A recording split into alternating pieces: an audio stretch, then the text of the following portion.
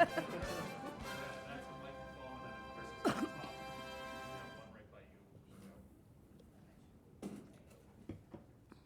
right, at 6 o'clock, the Administration and Finance Committee will come to order.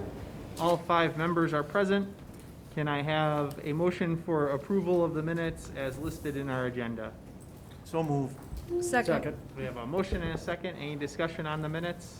All in favor, say aye. Aye. Opposed? The ayes have it. And then item 2 is the 2021 City of West Dallas Mayor's Recommended Budget. Mayor, Ms. Grill, have at it. You want to start out? Go ahead.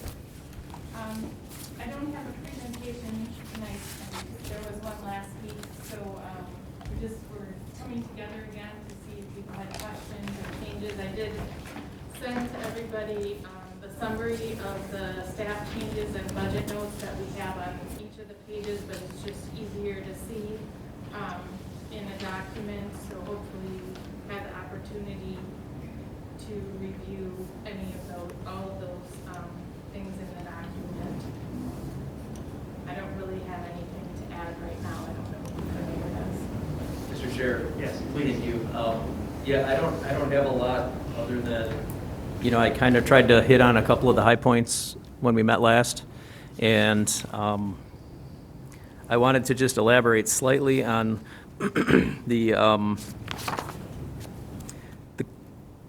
on page, well, it's on page 4, but it's on page 2 of my mayor's letter, the work group with the Board of Health and the Commission on Aging and city officials, et cetera, regarding the long-term plan for providing resources for seniors in the community. And a couple of you had inquired about that. It's coming up on the screen. And basically a little backstory on that one is, I think it was pre-shutdown, so I want to say earlier this year. I don't remember exactly what month it was, but Sean and Patrick and I had met with a development group in the Milwaukee area, which is very reputable, solid. They're called F Street Group. And they were interested in hearing about opportunities in West Dallas, and we gave them several areas that we were looking to revitalize. We talked about the National Avenue corridor. We talked about the Highway 100 study, a lot of other things. And they sent us a few proposals. So we do have, and again, as you all know, any proposal can fall apart, but we do have a very solid proposal for them.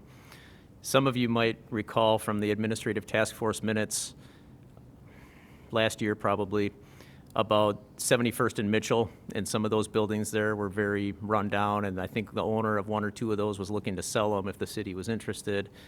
And one of the proposals that F Street Group brought to us was about a $25 million project for that entire block, and they were completely open to using about 10,000 square feet of the first floor for a community senior center, potentially using it in the later hours to possibly like more of a community center. It would be a little bit smaller square footage, I believe, than our current facility, but it would also be one floor and brought together completely in one area. And so that's kind of the nexus for that discussion, if that would go forward and get the approvals needed and everything like that. But they even asked in one of the follow-up calls with staff, they said, well, what about the library? Why do we bring the library in? Well, our library is not that old, maybe 25, 30 years old. So that's just an opportunity there regarding one of the strategic goals under number 2. We talked briefly about doing some restructuring in the community development area and trying to get staff there more into their wheelhouse and less having to deal with external projects, and not that they're not important projects, but smaller projects like, things like the neighborhood associations and, other elements there. So I just kind of wanted to elaborate briefly on those two, and then I think we'd be open to any questions, obviously, if you have any. Thank you. Thank you, Mayor. So are there any questions regarding the mayor's comments before I change the subject a little bit? I have a question. That was around 71st and Mitchell, that entire block. Up, Yeah, I believe what it was 70, the senior center and then the buildings east of it, and then going between Mitchell and National. And there are a few homes there, which, obviously that would all have to be discussed. right. West of it. I'm sorry, yeah, thank you. Not east, because you'd be across the street. Okay. Yeah, thank you. Yeah, and they priced it out, and of course, the numbers would have to be worked out, but it was estimated to be in the $25 to $28 million area range. Okay, anything else on that issue? Okay, I have one general question regarding the budget, and we all, of course, see the news and have our social media, and defund the police has been a discussion point. And this is for anyone, and it's clear here, we're not defunding the police. We're funding the police in at least the same level as last year. Anyone wish to talk about that some more? Yeah, I'll just say conceptually, it's not on my radar. Yeah, thank you, Mayor. The actual amounts are greater than they were last year just because of contractual obligations, but I think the only thing that's really less is the crossing guard contract, because we're working with the school district for them to take that over. So we're splitting the recommendation is to split it with them for 2021 because their budget is already completed. And so then we'll do it until June, and then they'll take over in August for the rest of the year. So next year, that will be another thing that would be removed from the police department. But that's the only thing that's less than I know. I mean, there might be a few accounts that are changed around.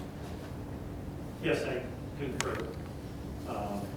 There's a few minor accounts like 10,000 less in gasoline, but that's based on historical spending. So we've got a good budget in my estimate. There's definitely not a defund the police budget, and I haven't had anyone approach me or ask me to defund the police, at least city police. Very good, thank you. Mr. Chair, Alderman Lysick.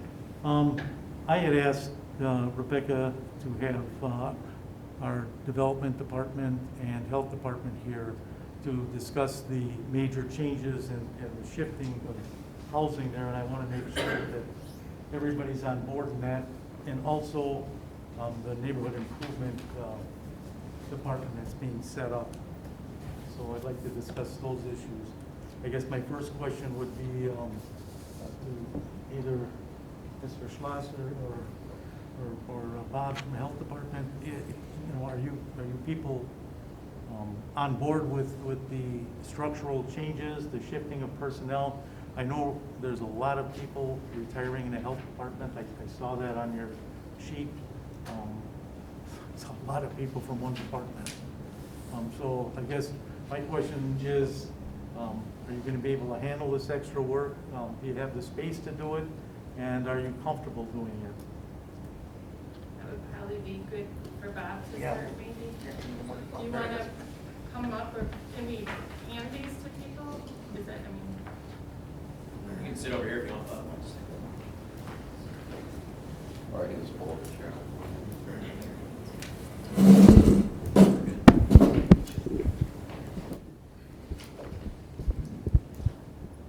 So, yeah, Bob Leishow, Health Department. And so the question with regard to the proposed opportunity to have housing come over to the Health Department is really one, frankly, that is in alignment with, I would say, relatively recent public health practice, where we are, as health departments, strategically aligning ourselves to focus on what's called social determinants of health. It's really based on the structure of the foundational public health services. And really, when we talk about health outcomes, social determinants of health get at those root causes. Root causes being things like housing, income, transportation, access to health, things like that.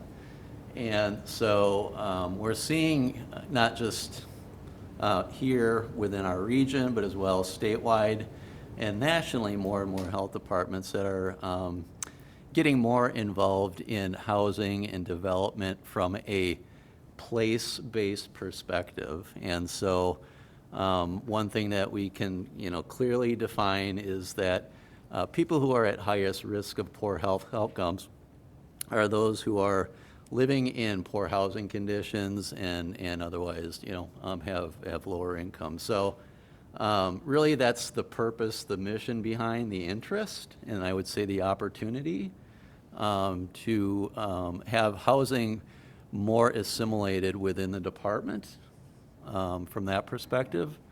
In terms of capacity, my understanding is that the group itself, the current housing team, would essentially be able to maintain, certainly the current workload that they are currently moving forward with. Of course, without doubt, there's going to be a pretty, I think, significant learning curve with this. We have met with Patrick. I've talked to John in the past as well, but we, as recently as about a week and a half ago, met with Patrick just to kind of lay some of the cards on the table and just kind of talk practically about what is involved in kind of the day-to-day operations. I'm not going to speak on behalf of Patrick, but I think we would understand that mutually that if this does go through, we will be working very closely together for at least this next year while we onboard and we assimilate, what has been currently happening in housing into what is, now happening in the health department as well.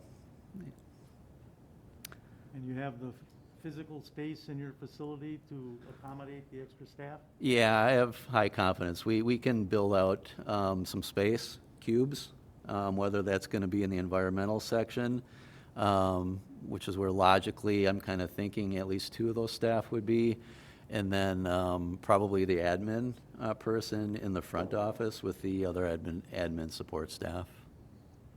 The final question I have is relative to reporting to the Community Development Authority, because they are charged with the responsibility of administering or approving all of the housing programs that we have, and I assume you're going to have a designated person that will be attending Yeah. the CDA meetings. Whether that's myself or my deputy, but again, hearing very clearly from Patrick what's involved in that on a yearly basis.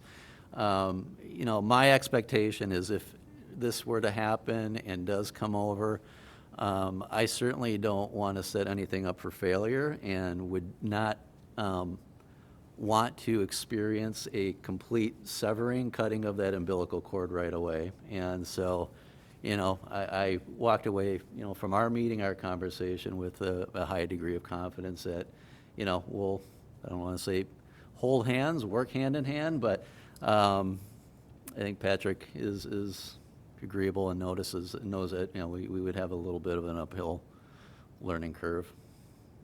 Okay, thank you. Sure. Mr. Chair? I have a follow-up question with that. As Tom had alluded to, you have quite a few people taking advantage of the retirement program. So filling those positions, are the people coming from housing, is it the expectation to potentially be cross-trained? Or are those roles going to be filled? So the positions that we have vacant now, or coming vacant because of the retirements, are largely skilled Okay. nursing positions. I would love to say that a non-skilled or trained nurse would be able to handle some of the operational duties, but there's certain expectations and competencies that come with that Right. that role. Just I think the nature of the beast with regard to the way we operate in the health department, we utilize our resources across the board to the best of our ability. So even with regard to the current COVID activity, I have staff who are not clinically trained, one way or another also supporting our capacity needs, just so we can stay afloat. I can't say, long-term that wouldn't be something, that would be explored. I do have a couple admin staff who are also helping, with COVID. So, I got to be transparent and say, it wouldn't be out of the realm of possibility. Hopefully, by the time this transition happens, we'll be done with COVID. I'm not giving a date. There are those out there that are saying, come January 1st, it's going to be done. Somebody, Sorry that I said that, but. But right now, there will be no plans. Okay. Thank you. Sure. All right. Anything else? I don't know if, Patrick, do you have any comments on the changes? I just want to add that I appreciate the opportunity that Bob had to meet with me. I just encourage him to meet with our team. Mel Hoppy, who was our administrative admin, moved up to a housing specialist within the last 2 years.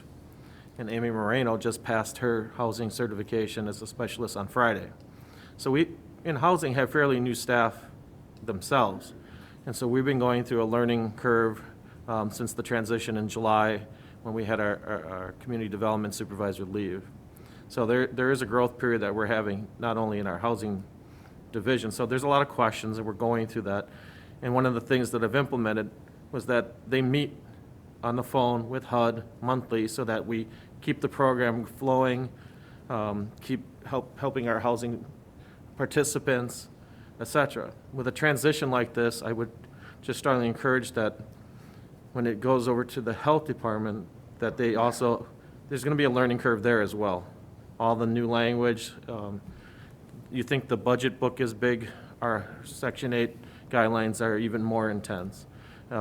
It is probably one of the hardest federal programs to manage because you have to forecast 2 years out and 2 years back and figure out where you're going to be, and that's how you get your next fiscal year money.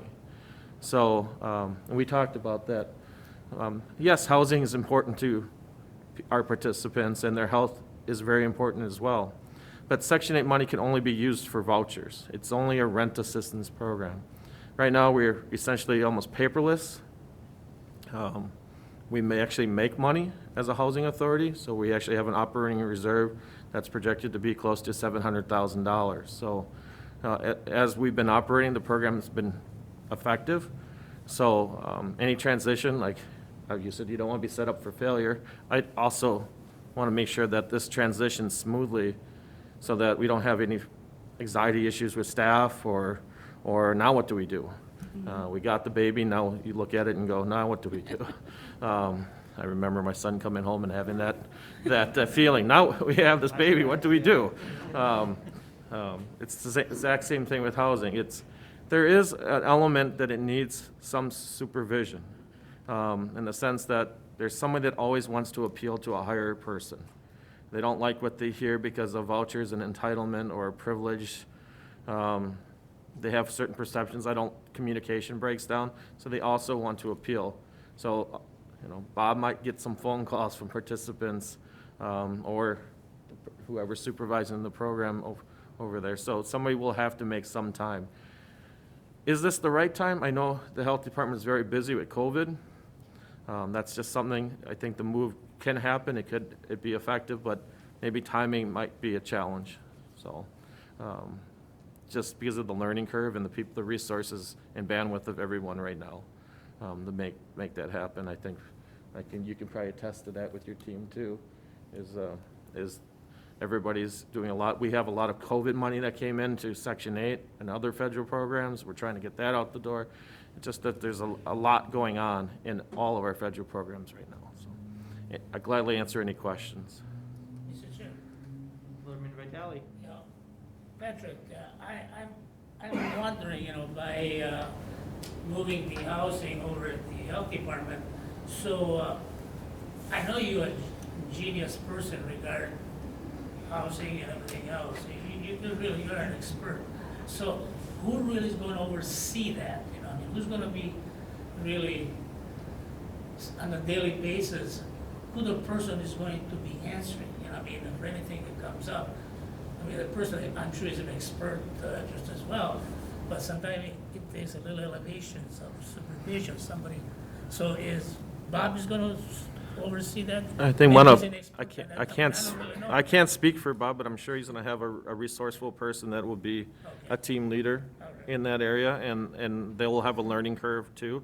I mean, when I learned housing, I had to go through that learning curve. It's a process, and we need to pass this knowledge to other teammates so that they can manage it. It's just that it has to be a smooth transition because the money has to flow out every month and to help with people's rent assistance. If the checks don't come, landlords call, and participants get upset. So it's got to happen smoothly, and that's an important aspect.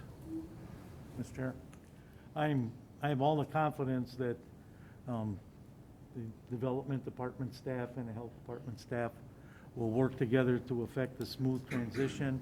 This isn't something that has to happen January 1st, where all of a sudden everybody moves over there.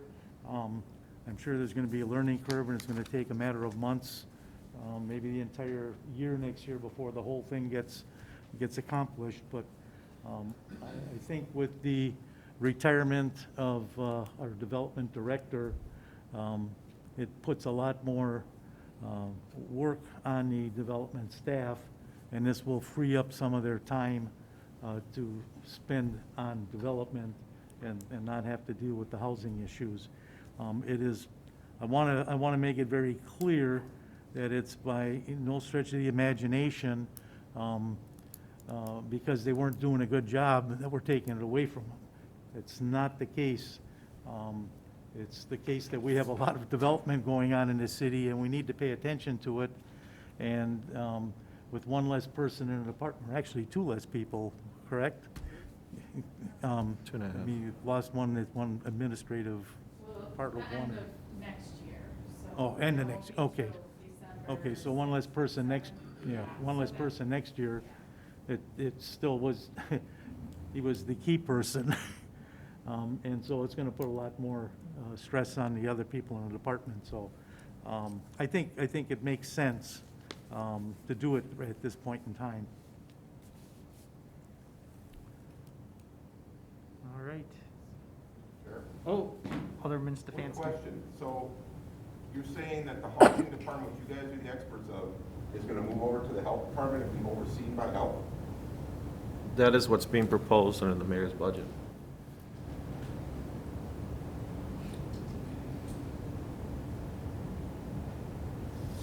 Any other questions, discussion, concerns?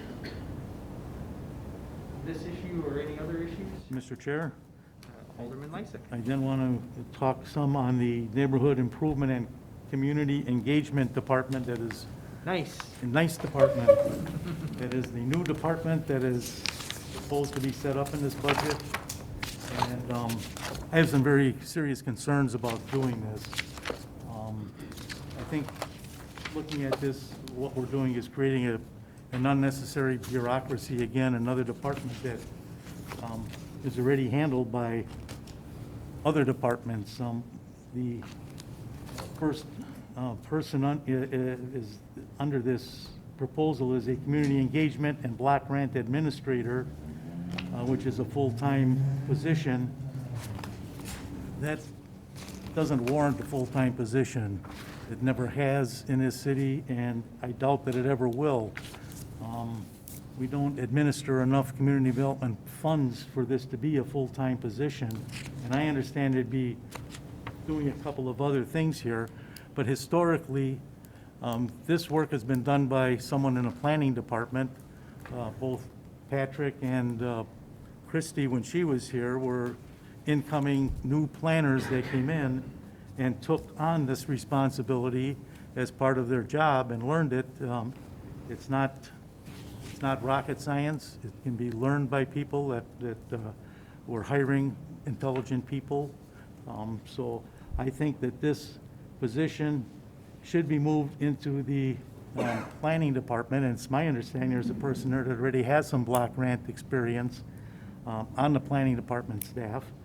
In the neighborhood services specialist, I agree with the idea behind the position, but again, we have someone in planning department that has worked in that field for a number of years in the city of Chicago. So I look at this and say, well, we have people on staff. Maybe what we should be doing is having them work in these roles and assume these roles, and if we need additional planning help, hire entry-level planners and not create another administrator where we've got to pay top pay, because I just don't think the position warrants it. And as far as the other position there, the housing rehab specialist, I'm not sure where that would fit in, if it would fit in with the block grant person, or if it would fit in at the health department, or what, but it certainly can go somewhere else. I don't think we need to build a new department of 3 people. Thank you, Alderman Lysick. Go ahead, Mayor. Thanks, Mr. Chair. I don't disagree with any of the comments that were raised, but one of the big focuses I had in this budget was really to try to get people in development and planning into their, I keep using the term, but I'm gonna say get them in their wheelhouses and have them not have the side projects or the periphery things going on, and letting them focus on planning, letting them focus on development, and it, you know, it does, it's a good point that we do have somebody in with neighborhood association experience. But I just, you know, certain people in that department have really helped facilitate things like the Artscape, the West Allis Living Streets program, the Better Block project, the skate park development, and that's where I just think we have to be cognizant of that when we do this restructuring, and try to just make sure that everybody can focus on where their skill set is. There's a lot of talent in that department and a lot of potential in that department, and I think you kind of, like Tom said, it's an opportunity to do this restructuring with the retirement of Director Stiebel. It's not something I'm opposed to, but I just don't want to move things around and then still have a lot of additional projects and things taking away from a planner doing planning or a community development person doing development. And I'm just trying to find a best fit for those types of projects, which I think we all would like to continue, things like that. But, you know, the dog park is another one. It's almost like a special projects wing of that department. I don't know if Rebecca have anything to add, or if I covered it, or. Alderman Lysick. Sure. I'm not looking at eliminating these positions, Mayor. I'm looking at just moving the positions into planning department. So you'd have the 2 extra people that would be assigned to be doing these, except that the block grant administrator wouldn't be doing just block grant. They can be doing planning as well, which is what Patrick did when he started and Christy did when she started. They did both jobs and they did it well. Block grant doesn't require that much time. It does at certain times of the year, but the rest of the Right. year, they can be doing planning work and they're helping out the planning department. The neighborhood services specialist, I understand your desire to get that moving. A lot of that work was done by people in planning and development department. This will give them an extra resource, a person to actually focus on doing it and doing it as a full-time job. And you're right, we need to do more in that area, and I totally support that. I just don't think we need to set up a separate bureaucracy to do it.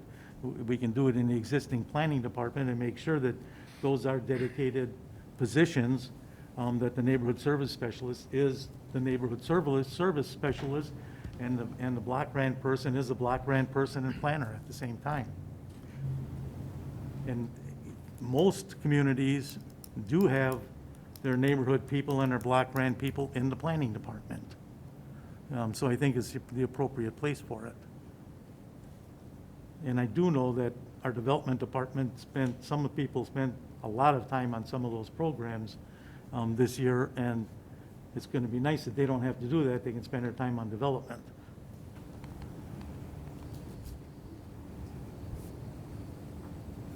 Alderman Weigel. Mr. Chair, I just have a couple questions. So this Neighborhood Improvement Community Engagement Department would have a department head, and it looks like it's 90% paid out of CDBG money. So is that what I'm seeing on the flow chart here? It says- So it's, would their job really be 90% related to CDBG, or that's an allowed use for that money? That's That's a- an estimate, and they're not necessarily department heads, they're more of a managerial level. Okay, okay. And these are not new employees? There- There's a few vacant positions in that area, that the admin position that is moved, the recommendation is to move the director of development position and reclass it into that. So Mhm. then that would be a vacant position. And the neighborhood services specialist at this time, Is that vacant. is also a vacant position. And I guess I'm hearing two things here. The mayor is saying that we have some people with some special skills that would fit in this, but I think I'd rather see us do the rearrangement, not based on our employees' skill sets, but on the actual needs, the programmatic needs of the city and these things. People come and go, as we know. I mean, we're taking advantage of some changes, obviously, but I just don't want to see us tuning a department to our current employees set when we should be tuning it to the city's needs. Am I making myself clear there? Mr. Chair? Yeah, I think you are, and I think, without thinking deeply into this, I think we are, in a sense. I mean, I think we need to have, our neighborhood associations, I mean, partly due to the situation we're currently in, we can't really go out and have meetings with the neighborhoods, but that's stalled. And we've had about 4 or 5, maybe 6 good associations with mostly good to great levels of involvement, engagement, and activism. But there are some neighborhoods that we've had meetings at, and then we just never got to get to the next step. Some have started, and they're just kind of fledgling. They're not getting traction. They're not getting new members. They're not connecting to new members. And I think when we look at everything we talk about in this budget, I think strong community engagement and neighborhood engagement really touches on everything. And that goes from working with the police department, working, with mobile integrated health programs, working with everything that we do. So I think that in a simple sense, we're kind of doing both with this. Okay, thank you. Mr. Chair? Alderman Lysick. The way this organizational chart goes is that this person reports directly to the city administrator, which makes that person a department head. And I don't feel that this position warrants being a department head by any stretch of the imagination. And that's where I have a problem. I think they should be under the supervision of another department. I think it fits in best with the planning department. I have no problem with putting a person in a position similar to this. I don't think I'd call it quite that. I'd call it a planner, block grant, facilitator, or whatever you want to call it. I mean, I'm not the HR person that makes up the terms. But I would have that as a working position, and also the neighborhood specialist as a working position under the supervision of the director of the planning department. I just don't think that this person should be reporting to the city administrator. Right. That's too low a level. You're going to end up paying this person a lot of money, and they're not worth that. Quite frankly, it's not that, the job doesn't warrant that high of a position. Ms. Grill. I don't believe that the idea was to classify them anywhere near a department head. I think the idea was to put them at the managerial level, which you have 2 managerial level positions in the development department. So this would add another one. They're kind of, that position is between department heads and like deputies and assistants, the way that they fit into our structure. I know it doesn't look like that when you see the org chart, but as far as compensation, it would be, it could be set up, the way that they classify is based on responsibilities and who, you know, how much supervision and things like that. So who's to, I don't know what, it's not gonna definitely come in at a department head level for sure. The level of responsibility wouldn't classify them as that position. Well, when they report directly to the administrator, I have to say they're a department head, just like they're on the same level as a Ed or a Patrick or Steve or anybody else here. They're reporting directly to you, and I don't think they should be a direct report. I think they should be reporting to a department head, and quite frankly, I think this department is putting this activity in a silo. They should be working with the planning department on a daily basis, and not a separate entity that's going off on their own. And that can happen depending on who goes in those positions. I'd rather see the working relationship between departments and have this as part of the planning department, so that the planning supervisor, department head can make sure that it's all working together and that everyone is focusing and pulling in the same direction and not overlapping work. I just think it works much smoother that way.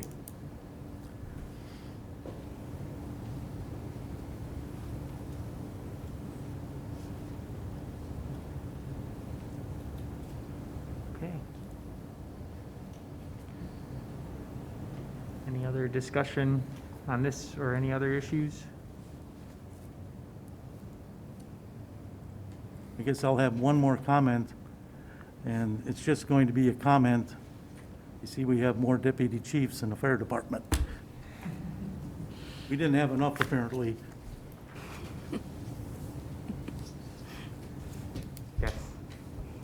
Are we just going across the board now on the budget? Anything you wish to talk about? Okay, I guess I had a question on Public Works.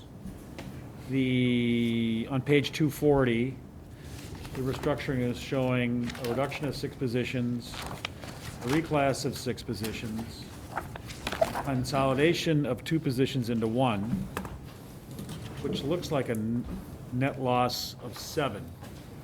If I'm reading that correctly, in the gold box in the bottom left of page 240. In the administrator's little cheat sheet we got, it's not showing any reduction. I understand that 6 of those positions were probably held open, correct? Correct, well, or retirement. Okay. The one that you're mentioning, the 2 positions The one? combined at the bottom, that was actually done This year. this year. That's why it's really only 6 proposed for Okay. 2021. Okay. And I probably didn't call it out well enough, but the second line in the cheat sheet talks about the reduction of the positions, and then I listed the positions that were proposed to be reduced. It's not in there, it's on the sheet.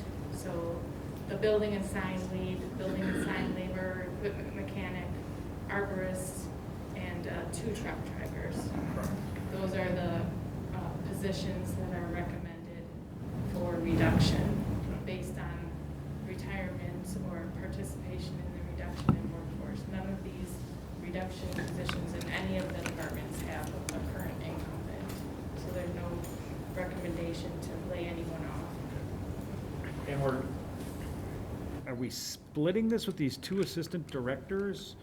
One is kind of electrical and ground, so that's kind of like in charge of the infrastructure, and then obviously operations is streets and sanitation, fleet, and those are 2 existing positions that you currently have people in them.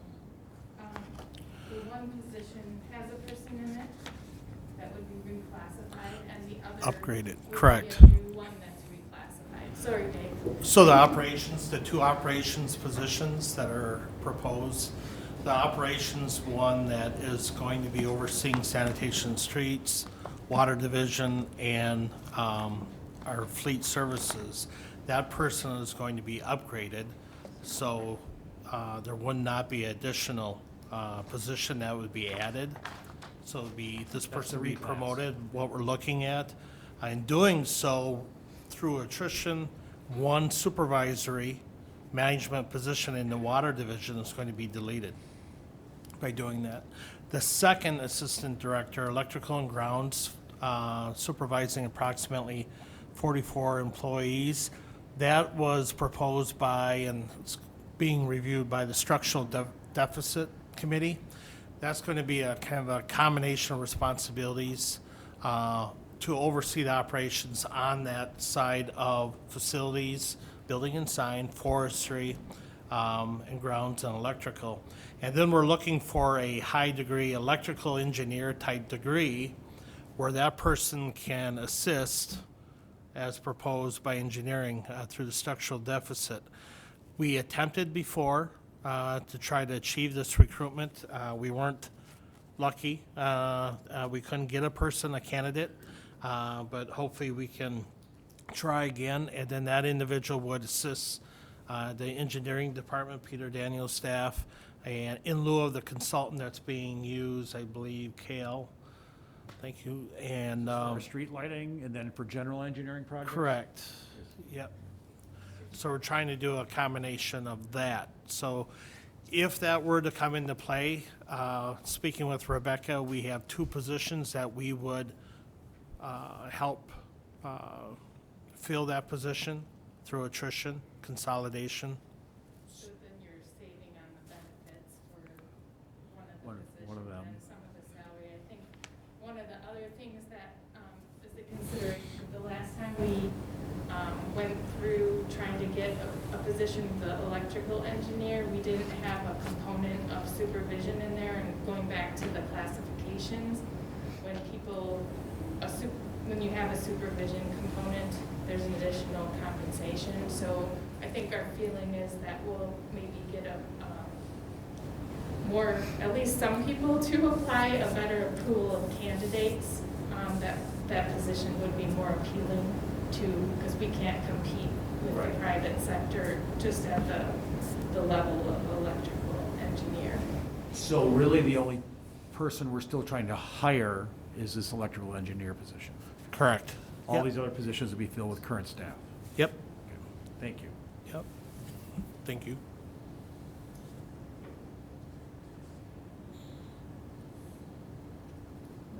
I don't know if anyone has any questions. Sure, go ahead. We probably need to talk logistically if there's going to be any amendments. I don't know when that be done. Are you looking for amendments Now, today? or do you want to have a separate meeting for that after the public hearing that's on November 4th, before the, Yeah, I was thinking that if somebody's, if an alder person has an amendment to bring forward, talk with staff, and we can bring that forward at the public hearing or immediately after the public hearing, would be my suggestion.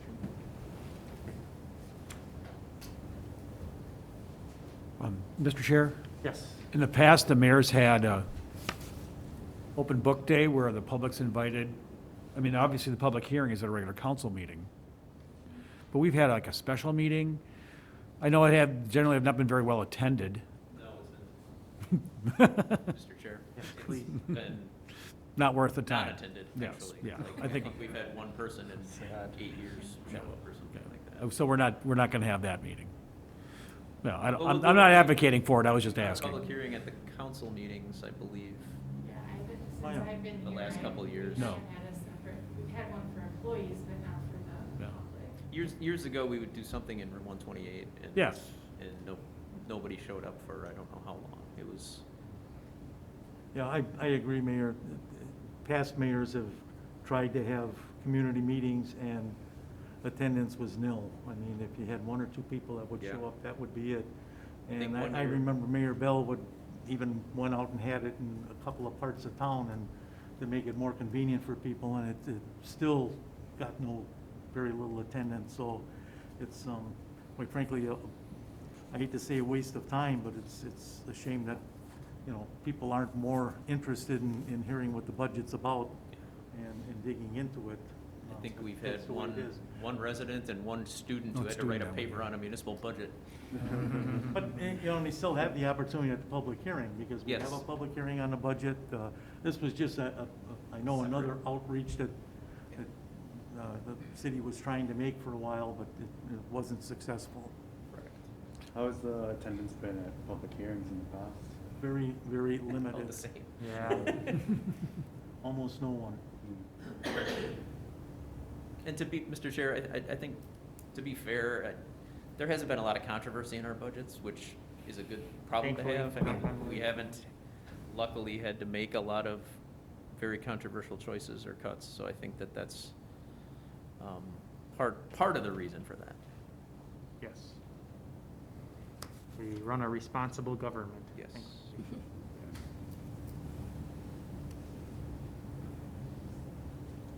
All right. Anything else on the budget? Any issues, concerns, questions? Anything else to properly come before the committee? The next meeting.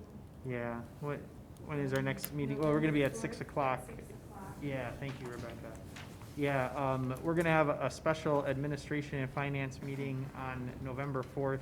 That's just before our next council meeting, and it'll be at 6 PM. And the purpose will be to interview a finance director candidate. And that will be in closed session. For what position, I'm sorry? Finance director? And it's not Chris. Despite our efforts. Just played us right.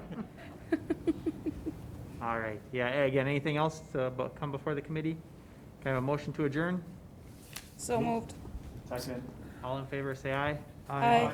All right, we're adjourned. Thanks, everybody.